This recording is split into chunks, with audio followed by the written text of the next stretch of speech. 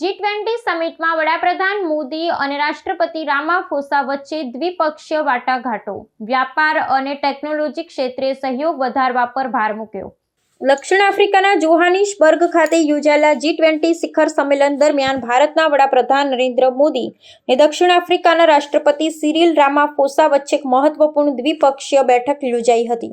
રવિવારે યોજાયેલી આ મુલાકાતમાં વડાપ્રધાન મોદીએ રામાફોસાને G20 અધ્યક્ષ પદના સફળ સંચાલન બદલ અભિનંદન પાઠવ્યા હતા। બંને નેતાઓએ ભારત અને દક્ષિણ આફ્રિકા વચ્ચેના વર્ષો જૂના ઐતિહાસિક અને મૈત્રીપૂર્ણ સંબંધોને યાદ કર્યા હતા અને વૈશ્વિક મંચ પર ગ્લોબલ સાઉથના દેશોના અવાજને બુલંદ કરવા માટે સહિયારા પ્રયાસો ચાલુ રાખવાનો સંકલ્પ કર્યો હતો।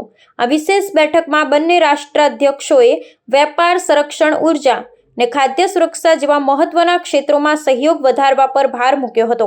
ખાસ કરીને digital public infrastructure, artificial intelligence અને ક્રિટિકલ મિનરલ્સ જેવા આધુનિક ટેકનોલોજીના ક્ષેત્રોમાં પરસ્પર ભાગીદારી મજબૂત કરવા અંગે વિસ્તૃત ચર્ચા કરવામાં આવી હતી। વડાપ્રધાન મોદીએ દક્ષિણ આફ્રિકામાં ભારતીય કંપનીઓની વધતી જતી ઉપસ્થિતિને આવકારી હતી અને ભવિષ્યમાં માળખાગત સુવિધાઓ તથા ઇનોવેશન ક્ષેત્રે વધુ રોકાણ માટેની તત્પરતા દર્શાવી હતી। આ મુલાકાતનું મહત્વ માત્ર દ્વિપક્ષીય સંબંધો પૂરતું સીમિત ન રહેતા આંતરરાષ્ટ્રીય સ્તરે પણ ઘણું છે। રાષ્ટ્રપતિ રામાફોસાએ 2026માં બ્રિક્સ સંમેલનની અધ્યક્ષતા સંભાળવા માટે ભારતને સંપૂર્ણ સમર્થન આપવાની ખાતરી આપી હતી।